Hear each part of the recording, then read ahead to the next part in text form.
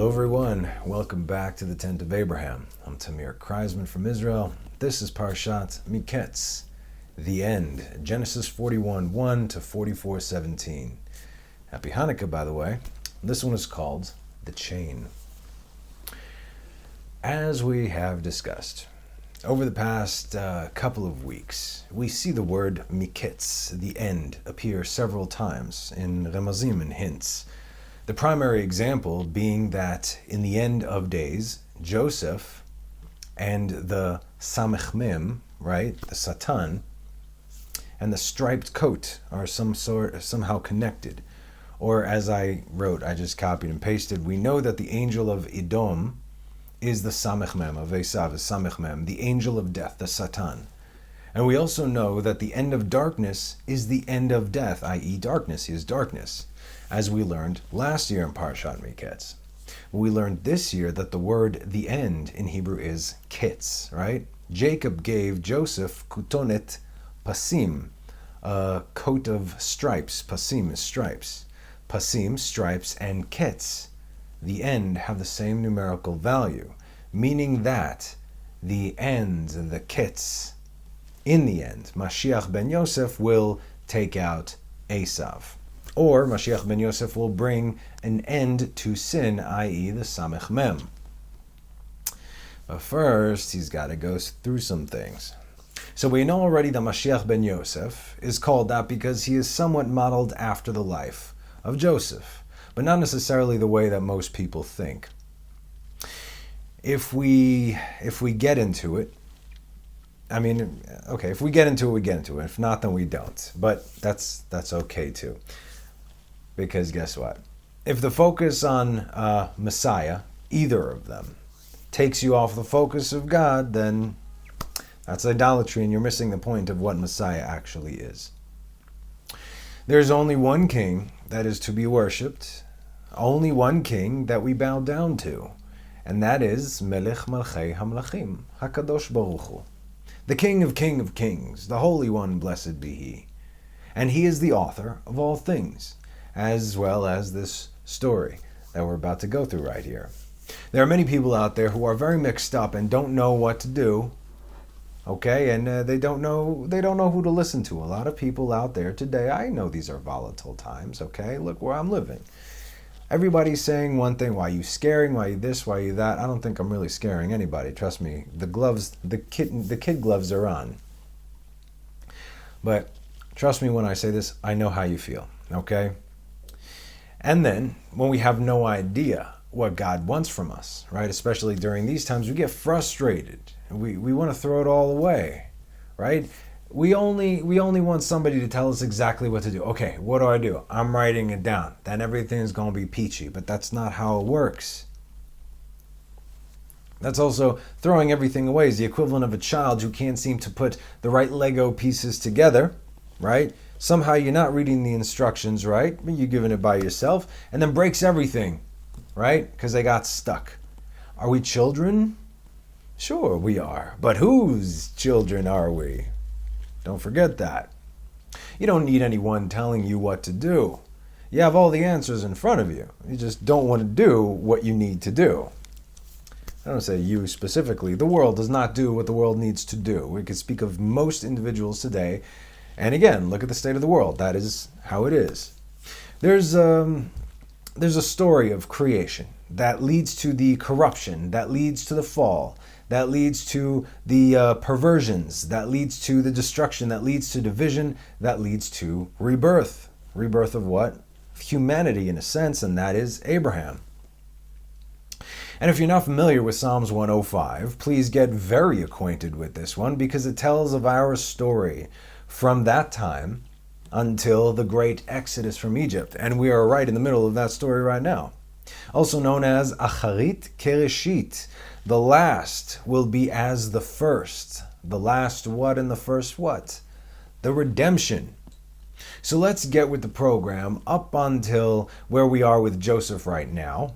And by understanding this story, we can have a better idea of what to expect in the very near future, because we are going through it again right now, you see. So let's see how our forefathers did it and understand that God doesn't just hand out knowledge without it being earned first, which we will see also in this story, because that's just not the way it works. It never was the way it works. Psalms 105:1. Hodu la'Adonai kiru bishmo, hodiu ba'amim alilotav. Give thanks to the Lord and call out in his name. Make his deeds known among the peoples. Now, first things first. Before you call out to God for answers, and before he shares his deeds and stories with you, as you are absolutely tasked to do, right? Before you could share with anybody else, you better give thanks. That's how it starts. Hodu la'Adonai, Baruch Hashem, thank you. I'm alive during this time. I can breathe. I have food. I have shelter. I have clothes on my back. Hey, I even have a wife. Who would have thunk it? Only once we fully, and I mean fully, understand that every breath that we take is because God makes us breathe, will we understand that both good and what may be perceived as evil or bad comes from him. This is the story of Joseph. This, in a sense, is our story as well. I mean, it is our story, but on a much more personal level. It's so ridiculously windy and complex, and yet it's perfectly simple. Joseph is yet another Messiah figure in the Tanakh, but there were many, many more, including the patriarchs and some of the matriarchs. Never forget where it all comes from and who is the source of all things. You have to understand this before you can move forward. Isaiah 45:1. So said the Lord to his anointed one. Ku amar Hashem limshicho. To Cyrus. Okay, we know this, right? What's going on today? Whose right hand I held? God held Cyrus's, his anointed ones, a Gentile, a pagan. He held his right hand to flatten nations before him. Okay. And the loin of kings I will loosen to open portals before him, and gates shall not be closed. Why is God doing this? God is showing us that he can do whatever he wants with whomever he wants during his times, his seasons, his people, his everything, because it's all his. That's the key word over here. Who did God do all this for? For the sake of who? Verse 4. For the sake of my servant Jacob. Cyrus benefited because of Jacob. For the sake of my servant Jacob and Israel, my chosen one. And I called to you by your name, meaning to Cyrus, and I surnamed you, yet you have not known me. Right? Right. God is showing his mercy towards the world, the nations, towards those who don't know him. And this will also be done in the end of days. But how could it be that God called Cyrus the heathen king by name? First of all, it was for the sake of Jacob, which you just read in black and white in the text. But second, to show us that the world that God created, he loves. God doesn't dismiss everybody or everything. He created everybody and everything. He loves it all. But you have to do right. And the reason God would call the nations by name is only for the merit, through the merit of Israel. If you position yourself to help God's people, he will call you by your name. You see, Cyrus is called the anointed of the Lord. Is that not the most awesome thing ever? But not only will the God of Abraham, Isaac, and Jacob call you by name. I am the Lord, and there is no other. Besides me, there is no God. I will strengthen you, Cyrus, although you have not known me. You have not known me, but I have always known you. But you have to recognize that there is absolutely no one else but God, first and foremost.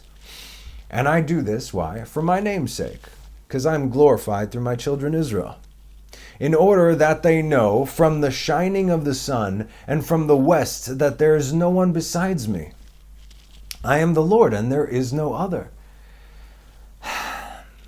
So we already know where most of the world is at, because this ain't how it is. With this tremendous darkness currently looming over the world, attempting to snuff out whatever good is left, you have to understand that can never happen. It's not that the darkness won't win, it's that it cannot win. This is by design. It cannot. But its job is definitely to loom and to try and crush down. It's just doing its job. Remember how we recalled the way the evil one works? Those who pull the strings? If you control both sides, you control the narrative, right?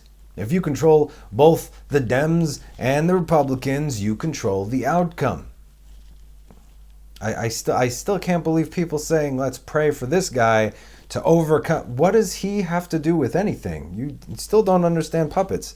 This is wasted prayers. You see, and then who are you praying to? Okay, that's why it doesn't matter who is in the White House. The results will be the same. Meaning what comes after. This is all a distraction. Look at this. In the meantime, something's going down over here. That's really what you need to be looking at. If you fund the Nazis and the Allied forces, you control the outcome and shape of the world. Now what? You think they invented these guys who are pulling the strings? You think they invented this trick? You think no one sits above them pulling their strings? You think this is out of God's control? Who forms the light and creates the darkness, I ask you?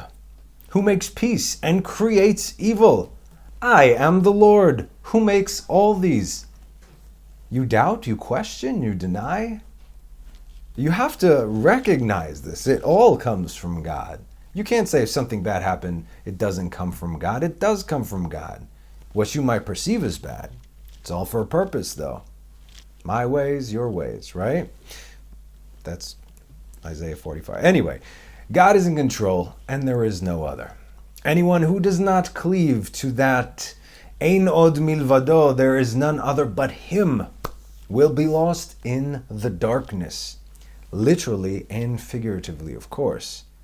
And so once we have that established, and we cleave to God every day, for dear life, Hodu la'Adonai, kiru bishmo, hodiu ba'amim alilotav. Give thanks to the Lord, call out in His name, make His deeds known amongst the people.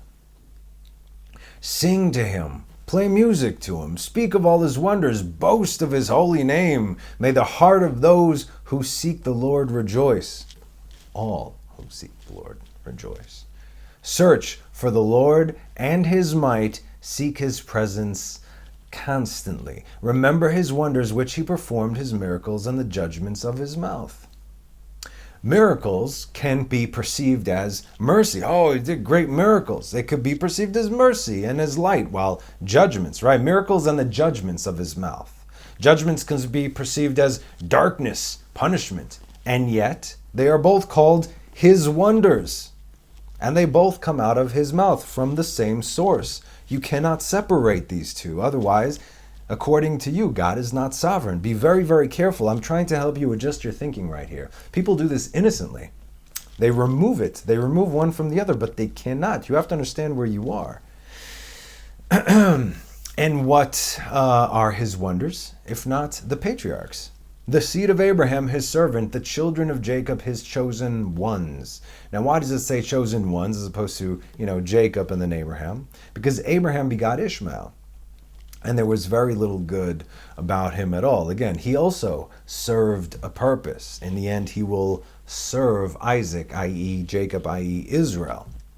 But all the sons of Jacob, that is the children of Israel, He is the Lord your God throughout all the earth, are His judgments. He is currently the Lord our God. He was, is, and will be. Remember? We're going to get back to the children of Israel. The name that God told Moses to give the children of Israel, Eheyeh, I will be. I see people posting all the time, God said I am. No, He never said I am. Never, ever. If you have that up for some reason, remove it. It makes you look foolish because it literally is not what it says. In black and white. It does not. It never said that. I will be. Eheyeh asher eheyeh. I will be that I will be.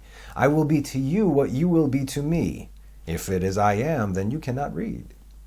But I always will be. The times may change. The children of Israel may change. Look at how far removed we are now from where we're supposed to be. But God never changes. He's always there. There, here, now. All we are is here now. We are not back then and we are not tomorrow. We are here now. And that's where God is to us. He remembered his covenant forever. Remembered his covenant forever. The word he had commanded to the 1000th generation. What is this covenant? It is Brit Avot, the covenant of the fathers. And if God says for 1,000 generations, that means that there is nothing. Listen to me now. There is not a force in the universe that is able to cancel or undo that. Thus saith the Lord God. If people think that God cast away Israel because they sinned, and yes, we did, we have, we will, we know, then they didn't read the next verse. He says he's going to clean them up and bring them back. No replacement people, no new covenants that undo anything that was. God's word is his bond. Don't cancel it out. Don't add or subtract to it. You will be tested. You have been tested. You are being tested. Boys, you ain't seen nothing yet. If you bring any kind of later texts that stand against this, I wouldn't want to be you. Another way to read this verse. Zachar leolam brito. Zachar, and as he remembered his covenant forever, leolam for eternity, brito, his covenant. Zachar is also male. Zachar nekeva. Zachar, as in he is standing on the ready. Ready for what? Ready to do battle with anyone who refutes that statement that he just made. Okay. Or the brit of the male, which means yesod, right? You get it. Davar tziva le'elef dor. What did we learn from last week's teaching when it said that Jacob kept the matter? Shamar, v'aviv shamar et hadavar, when Joseph told him the thing. Davar, what is davar? Davar is kingship. Also, when Jacob told Joseph to go find peace with his brothers and bring back word, davar, go find peace with your brothers and bring back the kingship. He knew this was coming. His timing was off. That was all. It didn't happen until 22 years later, as we know. So we see that Yesod, Brit, the foundation of all things, is what solidifies the covenant of the fathers, the Brit, which he made with Abraham and his oath to Isaac. Now, Asher karat et Avraham ushvuato leYitzchak. It doesn't say Yitzchak, it says Yitzchak. We've discussed this, we'll get to in a second. Rav Vali says that from here, the nations will know how foolish they've been when they try to annihilate us in every single generation. From the beginning, we have been a constant target to be removed. This can never be undone. This is a waste of time, energy, anything, but it doesn't matter, just like Amalek, who threw themselves in the fire just to get to us. We don't care, we'll die, but just to get to you, we would rather die. And that's exactly what's happened, and it's exactly what's going to happen. Because first, 1,000 generations need to pass in order for the davar, the kingship, to be undone, which, if we're speaking biblically, counting the generations from Adam up until last century, is only about 112 generations. So we have almost 900 more to go, dig? And the world does not have that many years left. But wait, it gets better. What originated with Abraham, he swore to Isaac. Now, only it's written, like we said, Yitzchak, not Yitzchak, which we have discussed. It means laughter of the end of days. That at the end of days, the joyous laughter of God will be so great, and we will all partake in that. That's called tzchok, not tzchok, as in laughter. Ketzayamim. This is the overjoyous laughter at the end of the days, when all the wicked in the world are gone, and all the wicked in the world is gone. All the darkness is gone. The Yetzer Hara, everything gone. All the good stuff is left. It will be pulled out, which means that this chain cannot be broken. So, not only do we have 1,000 generations, And we're only around 112, maybe 115, which means that as far as we're concerned, this is forever. And if that's not good enough, and he set it up to Jacob as a statute, to Israel as an everlasting covenant. You know what a chok is, right? We've discussed it in the Torah. It's eternal, first of all, not only for this world and reality, but also in every world and in every reality to come. Chok, chukah. These are things that also don't necessarily logically make sense to us. Even if we think we understand one of these halachot or mishpatim, mitzvot, chukim, the chukim don't logically make sense to us, right? The red heifer, for instance, is a chukah, right? From Parashat Chukat, dafka. And yet it serves a supernal purpose, and it is eternal. It was here before the world was. And so if he says that his connection with us was before the world was, until forever, believe it. So God basically spoke this covenant into reality, and therefore it exists. It cannot be broken. The Ramad Vali goes on to say that the nations who think to destroy Israel, it's as if they were thinking of destroying the sun, the moon, and the stars. It's funny that he uses those words, especially since part of Joseph's dreams. I don't think it's a coincidence at all. And why did he establish it specifically with Jacob? Because like we said before, Jacob was perfected. Abraham begot Ishmael, and Isaac begot Esav. So, like we said, the bad parts of Chesed went to Ishmael. All the good parts went to Isaac. Once Isaac became who he was, perfected Abraham, and as a result, all the bad parts of Gevurah had to come out. They went to Esav, judgment, bloodshed, and all the good parts of judgment, righteousness, and truth, that went to Jacob. So Yaakov got the best parts, the purest parts, all the good parts of Chesed and of Gevurah, Tiferet Yisrael. Now we got to continue the line. But the children of Israel, you see, the children of Jacob, once he was perfected, they are all righteous. Kulam tzadikim. You might have a problem with this considering everything that we read last week. Nevertheless, Isaiah 60:21, and your people, all of them are righteous, shall inherit the land forever, a sign of my planting, the work of my hands, which I will glory. Yadai litpa'er, glorify. I will take glory in them. And what is this eternal statute? Saying, Le'emor lecha eten et eretz Knan chevel nachlatchem. Saying, to you I shall give the land of Canaan, the portion of your heritage. Chevel is also rope. Yeah, we discussed that. Past teachings. Anyway, you see, looking back at this now, we might not see it as a big deal. Okay, but back in the day, it was only, in other words, God told Abraham, I'll give him everything in the land and this and that. It's easy for us to read this in the book. You must understand where this is coming from. Abraham was living in the land of Canaan. God said, all this belongs to you and your children after you. All of this. And then everlasting life and everything and everything and everything. Okay? Although, I didn't tell the current tenants yet, the Amorites and the Hittites and the Hivites and all those nations sitting in there, but your descendants will slowly but surely move into the neighborhood. It's called gentrification, right? Don't worry, I'll clear them out for you. I'll raise the rent. They won't be able to handle it. Can you imagine? But then we see this happening. He's like, yeah, sure, I totally believe you. And he did. Righteousness. Now God reminds us why. When they were few in number, hardly dwelling in it, in the land. It was first Abraham, then it was Isaac, and then it was Jacob and his children. And they walked from nation to nation, from one kingdom to another people. So this shows us that the fruit cannot ripen before the klipa, the husk, is done doing its job. If it is there, the fruit has to burst out from it. It was not yet time. That's why also the descent to Egypt had to take place.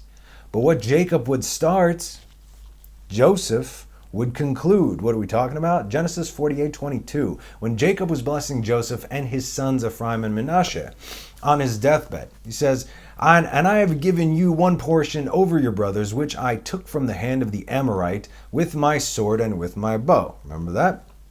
But also the language says portion. In the Hebrew it's called Shchem. Shchem. V'ani natati lecha Shchem echad al achecha. What is Shchem? It also means side. I believe we discussed this last year. We can dig into that in future teachings perhaps, but notice this.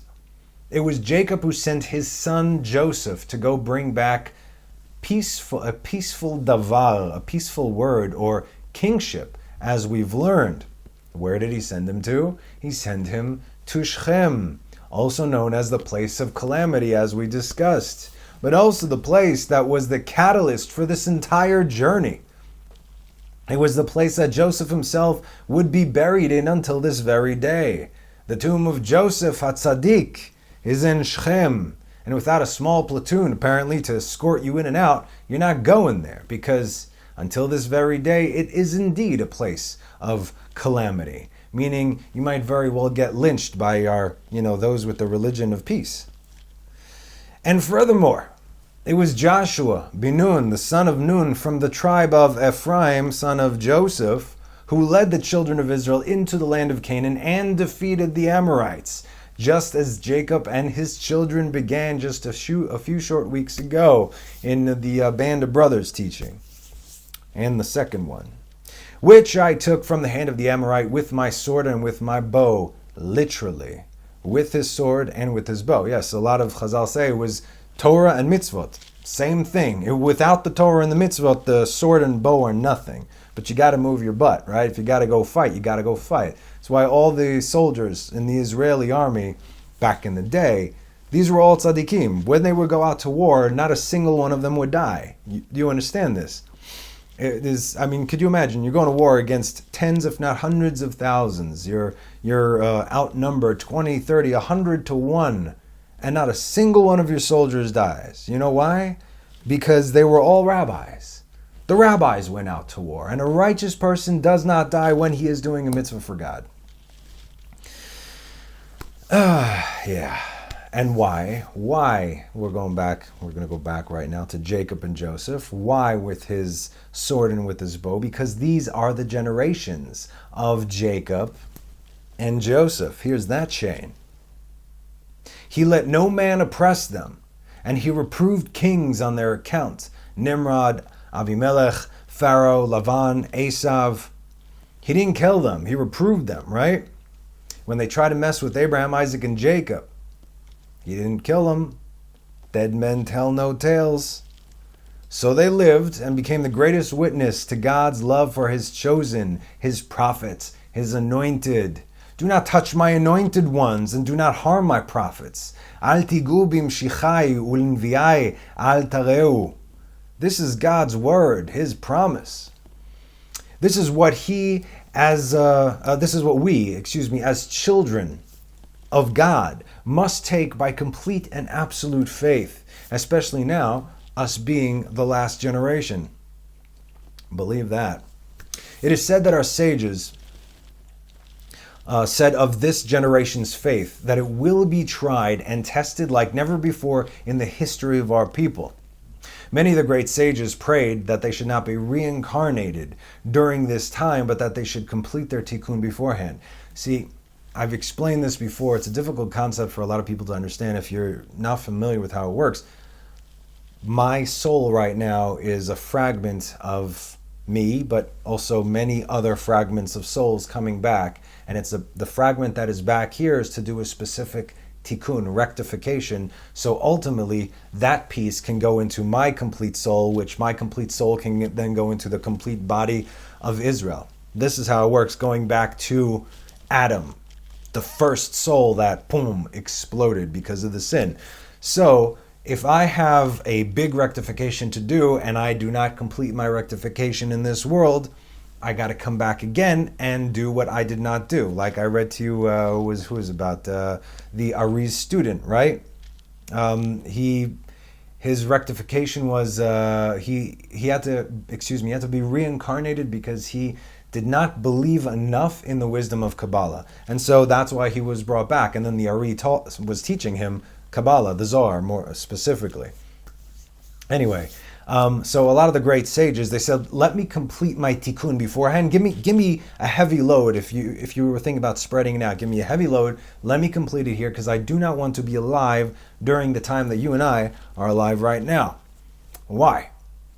They saw the darkness in the world, and they did not want to have to go through what we are going through and what we are about to go through. Again, look at me. No fear, okay? Only good. Remember who's in control? Where's your faith? Now you're being tested. There is also a positive and negative side to this aspect brought by Rabbi Shimon Bar Yochai from the Zohar, written almost 2,000 years ago. And it says, I'm going to read this in Hebrew so you understand, but then I'll translate it, of course. Rabbi Shimon nasa yadav ubacha ואמר, אוי למי שיקרה באותו זמן קודם בו המשיח, ואשרי חלקו של מי שיקרה באותו הזמן. אוי למי שיקרה באותו הזמן, משום שכשיבוא הקדוש ברוך הוא לפקוד את האיילה, it's another word of way to say the שכינה, יסתכל מי הם עומדים עמה, ובכל אלו שנמצאים עמה יסתכל בכל המעשים של כל אחד ואחד. וכמה צרות על צרות יהיו לישראל. Tsaros, you know tsaros, right? It's troubles. אשרי מי שיזכה וימצא באותו זמן, משום שאותו שיתקיים בזמן ההוא עם אמונה, יזכה לאור ההוא של שמחת המלך עד כאן. Rabbi Shimon raised his hands and he wept and he said, woe to whoever exists at that time before the coming of Messiah. And blessed is he who exists at that time, this time. Woe, why woe? Woe, because when the Holy One, blessed be he, comes to charge the Ayala, aka the Shekhinah, he will see who is standing with her. And anyone who stands with her, he will look at all their deeds one by one, everything. And how many troubles upon troubles will befall Israel. Meaning, there might be those that stand on the side of the Shekhinah, right? I'm standing with the people that are doing right, but I'm not doing right myself. I'm not really clean. And then what's happening? Every single deed that I have done, whether out in the open or hidden, every single word that I spoke, thought that I had, everything will be judged. Everything. Everything. Everything. And because of this, how many troubles will befall Israel? What's that say about our generation? We need to do tshuva. Now, yesterday, last week, forever. Blessed is anyone who is found during this time. Why is anyone found during this time is blessed? Because the only way to stand will be by faith. And whoever stands with faith will merit the light that is the joy of the king. Okay? Whoever stands is only because of emunah. Why? Because everything that you think that you know, other than Torah, mitzvot, God, period, will fall away. Everything will confuse you. Everything, you, like I said before, you don't know who to turn to. You're going to start running to rabbis or people who call themselves rabbis. Where are the big rabbis of our generation? The nice big guys. Why are they not telling Israel to do tshuva? Why are they complying with all this garbage and nonsense that's going on right now? What, you think they're part of Israel? No, they look like they are. I'm not speaking of everyone. You know exactly who I'm speaking of. And so, what do we understand by this? We understand that the least we can do right now, the least we can do, what's safe, right? We got to go with what's safe. Well, okay, I don't know all this stuff, end the times, Mashiach, this and that, what's that? Forget about it. Let's go back to the basics, okay? There are a lot of people that are walking around, some people I know personally. They don't watch the news. They have no idea what's going on. They don't care, and they don't need to know, because these souls are so high, they're like, hey, I'm with God. What's the problem?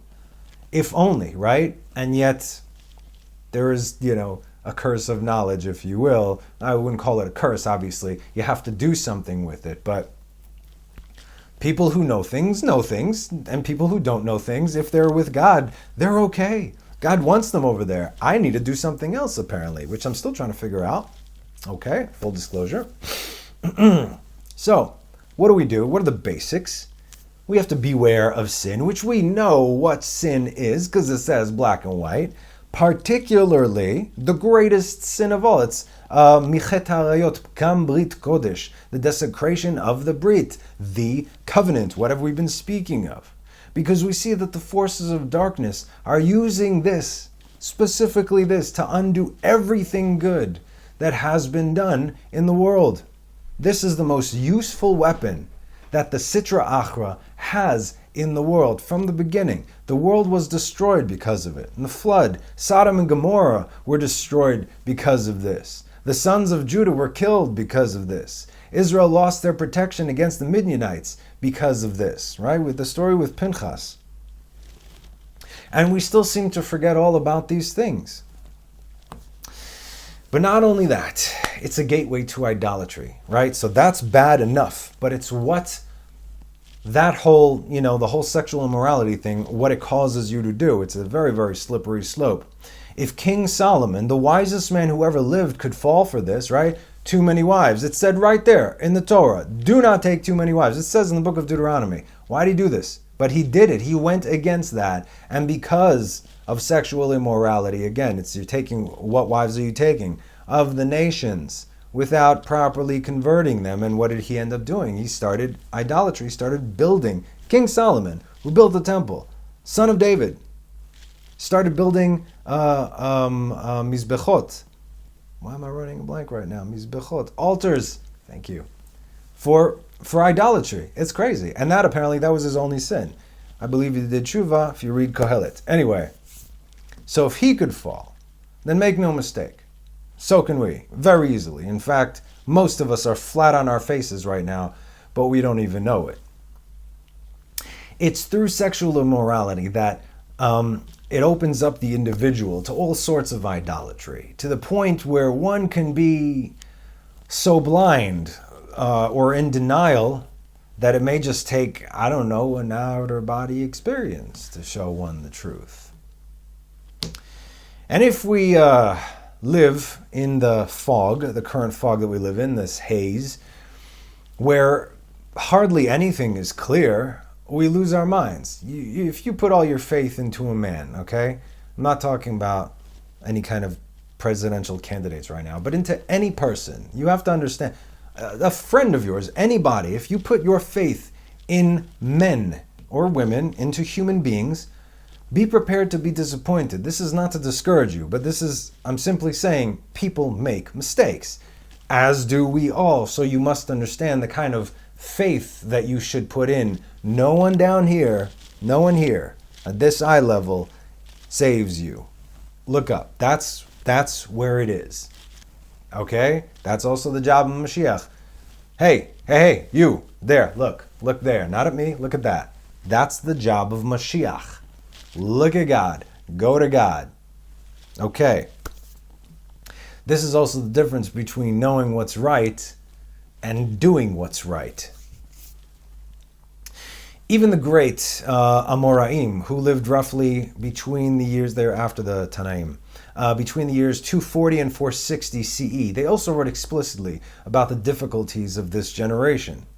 Ula and Rabbi Yochanan were so terrified to be found alive and kicking in this generation that they said, Yitei velo achemenia, meaning, let the King Messiah come in that generation, but we don't want to be there during that time, even if it means that we're not going to see his coming. They believed they would be obviously resurrected. These were tzaddikim, but they also saw what was coming. They're like, no, we'll be resurrected from the dead, but we do not want to live to see that.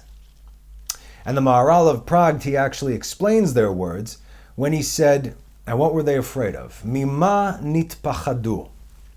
והסביר המהר"ל מפני מה נתפחדו, מפני עוצם הניסיונות שיהיו באותו דור. They were afraid of the trials that would be during that generation.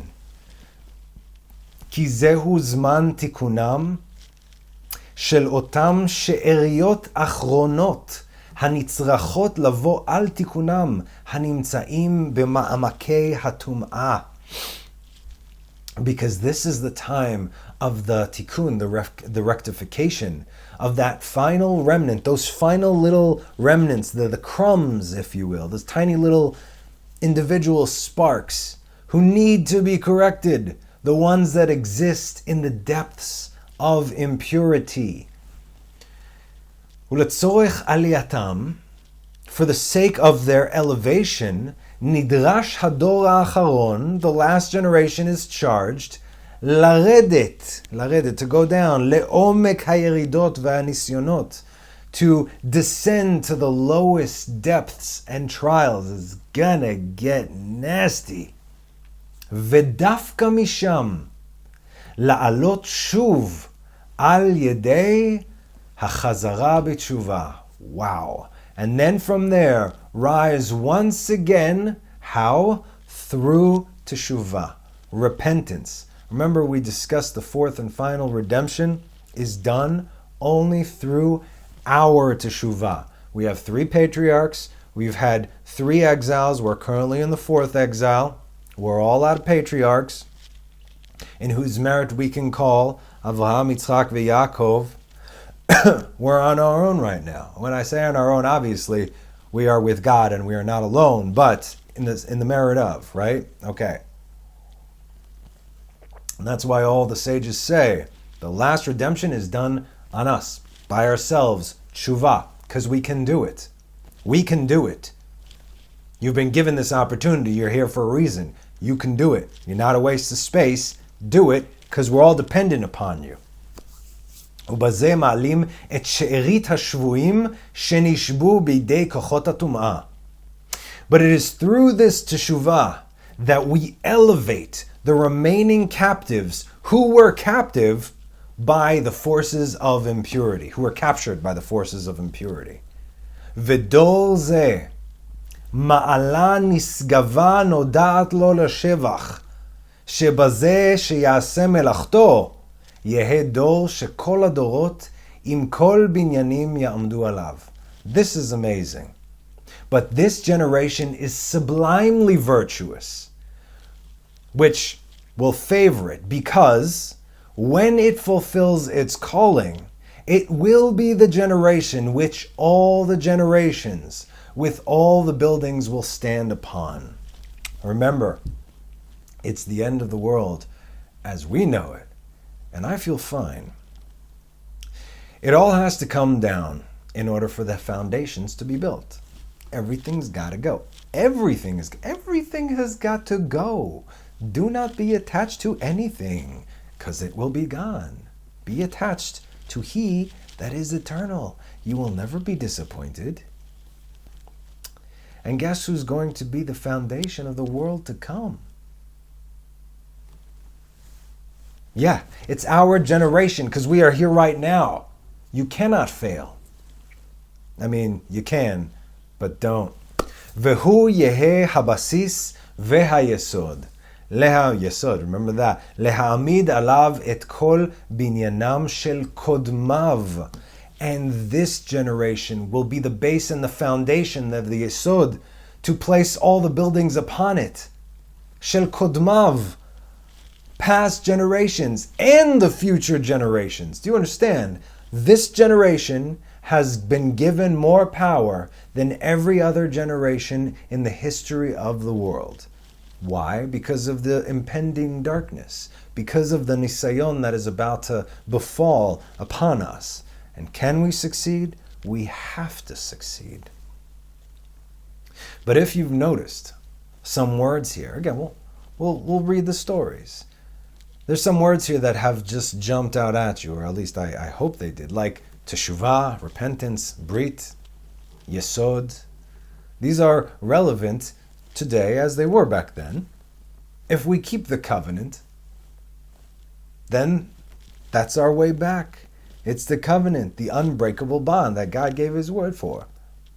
But that's the point. It's the coming back part. It's the returning. That's what it's all about. And this needs to happen. We all need to descend in order to ascend. We need to. This is how it's always worked. If you have not noticed, again, from Adam up until today. But not for our own sake, of course. It's never about us. It's about everyone.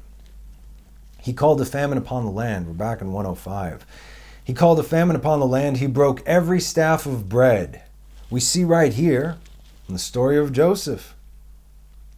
But is this the first time that we see this? No. Look at the first guy. Genesis 12, where it all began. And Abraham passed through the land until the place of Shechem. What is Shechem doing here? In the first few verses of Lech Lecha, this is Lech Lecha, Genesis 12:6, until the plain of Moreh. By the way, today that I'm recording this, which is Wednesday, is Wednesday today? It's Wednesday today. You're going to get this on Thursday, which is the last night of Hanukkah. Rosh Chodesh Tevet is the birthday of Abraham. Abraham's birthday on the darkest month of the year. This is notorious for being darkness. The 8th and 9th and the 10th of Tevet, terrible, terrible things happened. This is the month where anger and the darkness has free reign, and yet Abraham shone from the sky, the bright star. That was Abraham. That's right. Anyway, he lit up the darkness. Don't forget it. Happy birthday, Father Abraham. And Abraham passed through the land until the place of Shechem, until the plain of Moreh, and the Canaanites were then in the land. Look at that. Who set up Shechem for Jacob? It was Abraham. And who set up Shechem for Joseph? It was Shimon and Levi. And the Lord appeared to Abram, and he said, "To your seed I will give this land." And there he built an altar to the Lord who had appeared to him. Now here's the promise. As a result, Abraham ascends. I believe we discussed these verses in the last Lech Lecha teaching. You could check that out. And he moved from there to the mountain, meaning he ascended up east of Beit El, and he pitched his tent. Beit El was to the west, and the Ai was to the east. And there he built an altar to the Lord, and he called on the name of the Lord. That's Temple Mount, by the way. And then he went even higher and called upon the name of the Lord. There was an understanding between them. There was a promise that would last forever. And what happens immediately after that? Immediately after this happens. Next verse. And Abraham traveled, continually traveling southward, meaning he went down. From going to the highest points, he received the promise. Yes, you the man. Now, down you go. Not because he wasn't worthy, but because he was worthy. That's why he had to go way down south. And there was a famine in the land, and Abraham descended to Egypt to sojourn there because the famine was severe in the land. Who set the ground in Egypt for Jacob and Joseph? There would be a famine in the land, and the tribes would have to descend to Egypt. It was Abraham. He set this up. And why did he descend into the darkness? To collect the sparks of Kedusha, of course, which happens in every generation. Think of Abraham as paving the way. So he's like the plow, right? And Joseph, he would then go to plant the seeds. And then Moses would come and collect the wheat, okay? Only problem was, this was done too soon, okay? But we'll discuss that in later parashot. This is hence the conversion of the heir of Rav. Joseph converted a lot of the heir of Rav, a lot of them, to join Israel. And then Moses stood up for the heir of Rav, and because of that, he's not in Israel till this very day, not even his neshama. So that's why we really need Mashiach to get Moses' neshama in Israel. Because if Moses entered the land, it would be all done. There'd be a sea of fire as he was walking directly to Temple Mount, and he would accept the third temple. 1, 2, 3 already. Anyway. So this was done a little bit too early because this whole thing is basically a prototype for us. You see, we were born into darkness and we don't even know it. You, me, them, everybody. We don't know it. This is all we know, right? Think about it. All the reality that's happening right now, I find that the older generation, my parents' generation, have a difficulty believing that this is how it is because for most of their lives, this is all they've known. But take a 5-year-old kid right now and sees people walking around wearing stupidity on their faces and all these ridiculous regulations. They think this is normal. But it's not, right? Okay, so welcome to the darkness. You're in it. God always causes a hunger. Why does God always cause a hunger? It's both physical and spiritual, of course, in order for the tzaddikim to descend into darkness. When there is a hunger, lack of bread, fine. Lack of spiritual bread. What do the tzaddikim got to do? They got to go into the pit, into the darkness to pull out those that are hungry. And why? I hope you know the answer by now. Why are you here? You are here to rise up and to raise up. When you raise your hand, there will be someone there to pull you out. But don't forget, your other hand better be pulling someone else out as a result. Okay? You try and grab whoever you can. Excuse me. No one gets left behind because no one comes back empty-handed. And no one comes out who does not need to come out. He sent a man before them. Joseph was sold as a slave. Shalach lifnehem ish le'eved nimkar Yosef. Now we discussed last week how Joseph, being young and naive, didn't know what he was heading into, that he was heading into a trap, right? The man, the angel Gabriel, warned him, as we discussed, but he said he sought his brothers. What are you looking for? What'd you lose, kid? My brothers. Make no mistake, though. The boy Joseph had no idea what was coming. But the man, Yosef HaTzadik, his soul, the manifestation of Yesod that needed to join with him, it knew very, very well where he was going, and he knew exactly what he had to do. And his answer was still the same. I seek my brothers. This was the only way that he could become who he needed to be and save Israel, the children of Israel, and the world as a result. He sent a man before them. Joseph was sold as a slave. Who was this man? Maybe Gabriel? He did, after all, direct all the players. And this is certainly a time of judgment, as we read last week, is judgment here, judgment there, going from judgment to judgment, but within mercy all the time. And that's Gabriel's department. Le'eved nimkar Yosef. Now we have to break this down and read this separately. Le'eved, a slave, right? As a slave. Now the Ramad says, don't think that he was a slave to the Kalipah, because in truth, he was a slave to the Kedusha, to the holiness. Because this was the responsibility of the Yesod to do. As in Tzaddik Yesod Olam, the righteous, is the Yesod, is the foundation of the world. Now it's not that Jacob or his other sons were not tzaddikim, of course they were. It's that this was Joseph's job to do, specifically. Ele toldot Yaakov Yosef. Now it's on Joseph. Here's the next link in the chain. And just like Abraham had to go from the highest place after speaking to God and descend, going from the mountain to the valley and then south and to Egypt, so too did Joseph, who was dwelling in his father Jacob's tent. It does not get any higher than that in the world at that time. Receiving dreams of prophecy and a royal coat hand-woven by Yaakov Avinu, descend into a pit, and then from there went or was taken down south, sold to slavery, all the way to Egypt. And what happened when Abraham ascended from Egypt? And Abraham came up from Egypt, he and his wife, and all that was his, and Lot with him to the south. Meaning the south, the lowest point, is still higher up than Egypt, spiritually speaking. And Abram was very heavy. V'Avram kaved me'od b'mikneh b'kesef u'bezav. And Abram was very heavy with cattle, with silver, and with gold. Dude was rolling deep. And he went on his journeys from the south up until Beit El, until the place where his tent had been previously, between Beit El and between the Ai, to the place of the altar that he had made at first. And Abraham called there in the name of the Lord. Look at this man's journey. He went right back to where he was before. Didn't waste any time. You see the patterns, right?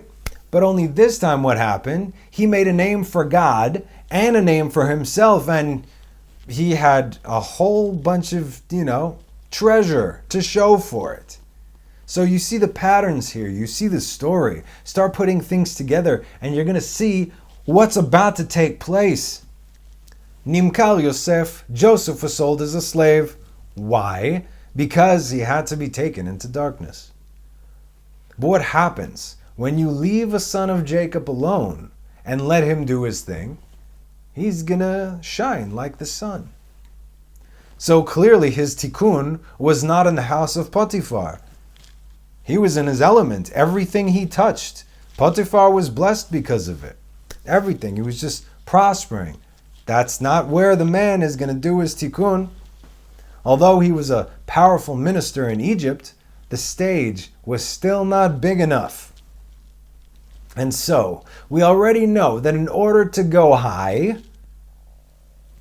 you first got to go low. The higher, don't forget, it's not that Abraham started up there. Remember where he started? He started in Babylon, right? And he came out from there.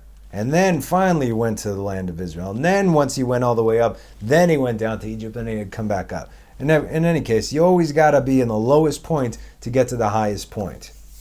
Why? Why do you think that is? Try scraping the bottom of the barrel, okay? Them sparks. That's what's up. The higher your task, the lower you have to go to start it, to begin it. And so what's lower and darker than Egypt?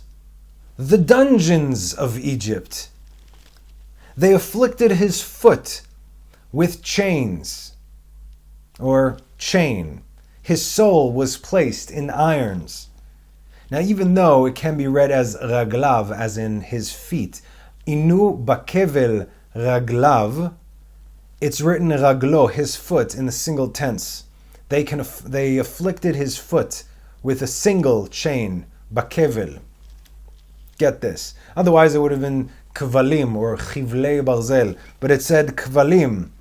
Now, incidentally, you're going to love this. I'm writing this, I'm like, no way, dude. Incidentally, or most likely not, in modern day Hebrew, kvalim means cable TV. That's right. Achi, yeshcha kvalim? Brother, you got cable TV? You got cable? Chains in our modern day times. Hello. And we wonder why his soul was placed in irons. Are our souls placed in irons? We're not chained to something, media perhaps.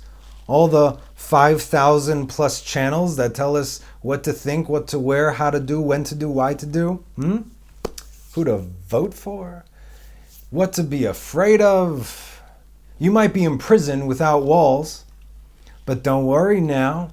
Every breath you take, every move you make, every curfew you break, every step you take, they'll be watching you. So why does the Psalms insist on just one foot being tied and tortured? What about the other one? Let's start with a positive hint over here. And Abraham was old, advanced in days, and the Lord had blessed Abraham with everything. V'Avraham zaken ba bayamim, v'Hashem berech et Avraham bakol. The word with everything here is referred to as bakol. Now, some say Abraham had a daughter named Bakol, while others simply say that he literally was blessed with everything, which could also mean including a daughter. So he had everything. He lacked nothing. In fact, when I was growing up, I knew this girl named Buckle. I'm like, buckle? Like buckle on the shoe? No, from this verse. I'm like, oh, okay then. So the word Bakol, everything, has the same letters as kevel, chains, or chain. Do we have everything, or are we in chains? Or is everything that we have keeping us in chains? More money, more problems, right? What's wrong with me? But there's another secret in this verse over here.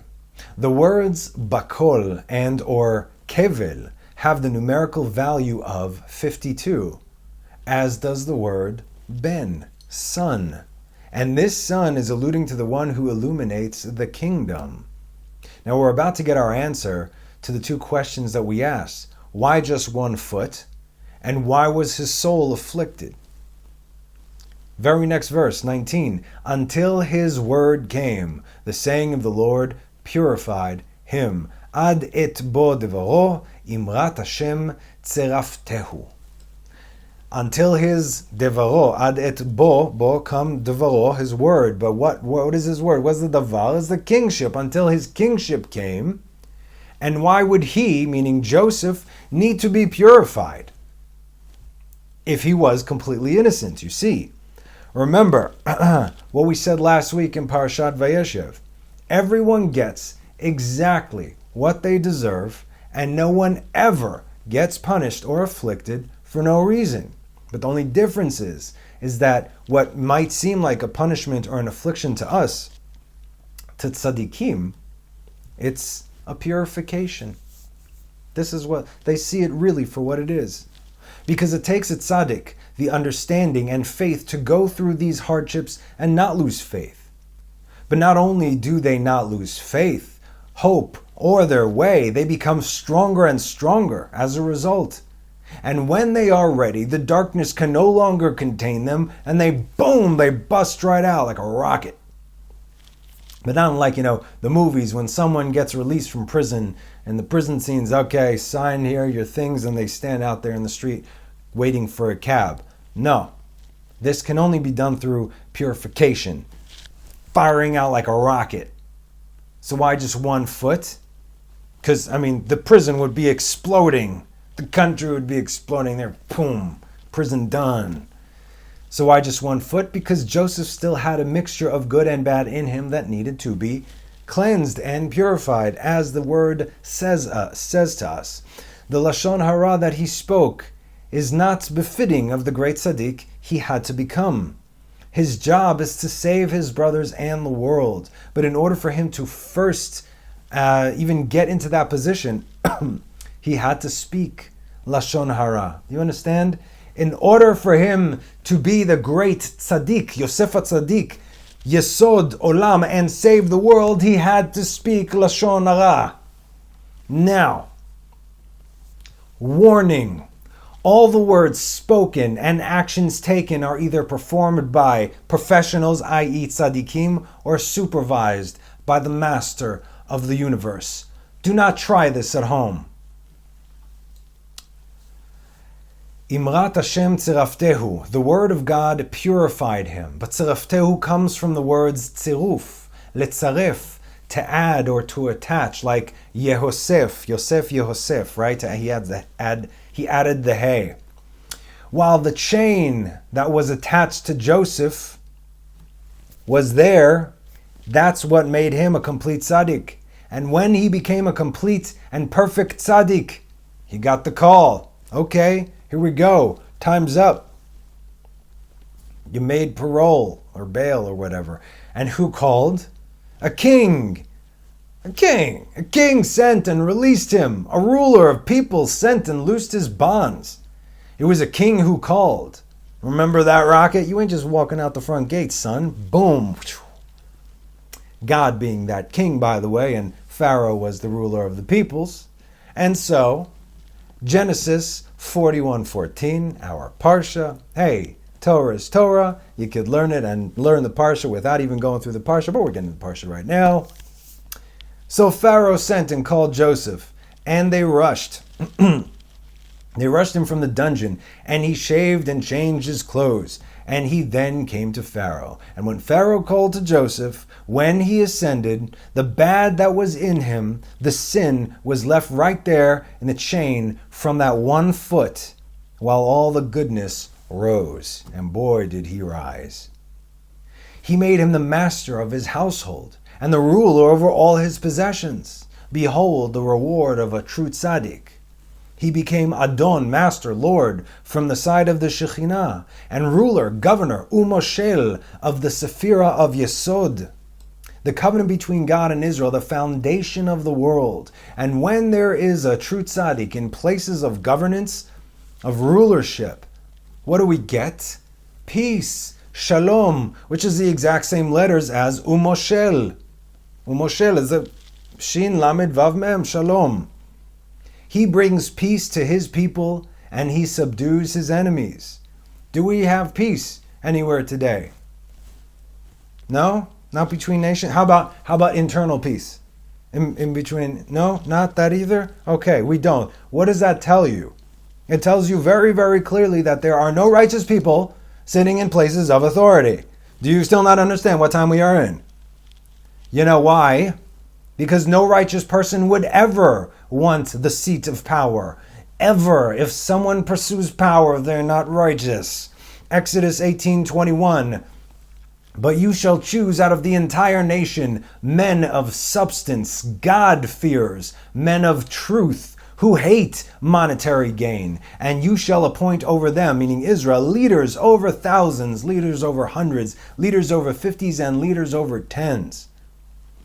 And you know who these men were, right? We discussed this, I hope you remember, but if not, here goes. They were the officers that were appointed over their brothers in Egypt, their taskmasters.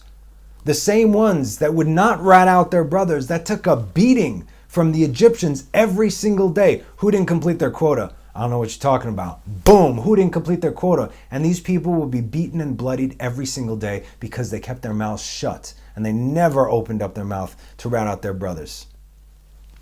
They didn't do it for personal gain. Under the constant fear and threat of death, as they were hated by all. Oh, you think you're better than me because you got a badge. But they didn't even know what they had to go through. These are your leaders, Israel, wherever, whoever they may be. The one that's going to take a beating for you every single day as you spit in their face. And this is Israel. This is the real Israel who is fit to lead the world collectively. As far as Joseph goes, although he was second to the king, he acted as his father. Genesis 45:8. Joseph reminds the brothers again, and now, you did not send me here. Remember, you did not send me here, but God, and he made me a father to Pharaoh, a lord over all his household and ruler over the entire land of Egypt. Pharaoh did everything that Joseph told him to do. Do this? Yes, Viceroy, that is an excellent suggestion. My second in command. Sure, whatever you say, man. The fate of the world was in his hands. And if he was Lord over Pharaoh, then how much more so would he be Lord over his ministers and over his servants, to bind his princes with his soul. And back to the Tehillim 105. And he made his elders wise. Le'esol sarav. Le'esol is like bet masal, to imprison, to bind. Sarav benafsho, in his soul, uskenav yechakem. Our sages say that the soul of the tzaddik is the holy kingship, and it binds up the governments that they should not do a thing against the tzaddik's will, because it is the yesod that causes all governments to come under one dominion, and the holy kingship is given power to yesod to do this. So in addition to Joseph binding up Pharaoh's ministers and princes, who were extremely wise and masters of witchcraft, of course, and astronomy and whatnot, made them feel as dumb as it gets. In fact, it was said that all the wisdom in the world was in Egypt at that time. You see, at first, they were not happy that Pharaoh gave a Hebrew slave dominion over Egypt. What, this dude's going to tell us what to do now? And so Joseph had to take them to school. He taught them just a few basics of Torah compared with all the wisdom in the world. That's right, all the wisdom in the world and a few basics of Torah. And what happened? And I quote, he let them know that their wisdom was nothing compared to the supernal, eternal wisdom of the Holy One, which is more precious than pearls, and the truth will subdue the wise, when all the rest of the world's wisdom are like monkeys to human beings. As a result, the matter pleased Pharaoh. Back to our Parsha. The matter pleased Pharaoh and all his servants. So Pharaoh said to his servants, will we find anyone like this man? No. A man in whom there is the Spirit of God? Say, what now, Pharaoh? Who's this guy you're talking about? Then Pharaoh said to Joseph, since God has let you know all this, there is no one as understanding and wise as you. Now, I hope we understand that this is not something that Pharaoh could just say on his own, right? He didn't have that kind of relationship. How would he know God or the Spirit of God? He would not. He was no fool. He was wiser than all his Egyptian, wizards and warlocks and whatnot. The Ramchal gives some beautiful words in regards to this. Yosef is Yesod, right? He became Yesod. He is in it. And that is where he is clothed with da'at, knowledge. We're gonna use the chart now. We can see this from the verse, Vayomer Paro el Yosef acharei hodia Elohim otcha. Hodia, da'at, knowledge. But Joseph wasn't the only one who received knowledge here, because it was also Pharaoh who received knowledge about Joseph. How else would he understand who or what was standing before him? People, you don't know who stands before you. Most of the time, people cannot see. Because if you see the good, then you'll also be able to see the bad. But you have to be able to see both and be like, Baruch Hashem. Vayomer Paro el Yosef achrei hodia Elohim otcha. And Pharaoh said to Joseph, after God informed, gave me knowledge regarding you. Now we know that the Sephira, the attribute of Da'at, is a combination of Chokhmah and Binah, wisdom and understanding. Here's Da'at, here's Chokhmah and Binah. It's a combination of the two. As in, Ein Navon V'Chacham Kamocha. What Pharaoh told Joseph, there is no one as understanding, Binah, and wise, Chokhmah, as you. Now, knowledge is also considered Ruach HaKodesh, which is how Joseph learned the 70 languages. Proverbs 14:6 says, the scorner sought wisdom, but it is not there. But knowledge for the understanding one is easy. Even when the Sitra Achra has some sort of hold on the Kedusha, it can only go up until a certain point, and that point is binah, it's understanding. But it can't go beyond that. It cannot get to wisdom. The scorner sought wisdom, but it is not there, not for them. Binah is also the 50th gate of both tum'ah, impurity, and tahara, purity. Okay, so again, all of this has a negative side. It all has a copy of the darkness, basically. So just like 50 gates of purity, 50 gates of impurity, and so on and so forth. The Sitra Achra has their own exact replica in the dark side. Okay, pure and impure. When Israel left Egypt, they were on the 49th gate, about to cross the threshold of the 50th gate of impurity, at which point there is no return. That's why, get your bags out right now. That's why we got the matzah. No time for bread. You leave now or you never leave. And again, they had to be ready. They had to be on the go. They didn't know they were leaving then. Why did God not tell them they were leaving then? All this preparation and now, go. Why? Because that's how it works. You always got to be on the ready. You understand?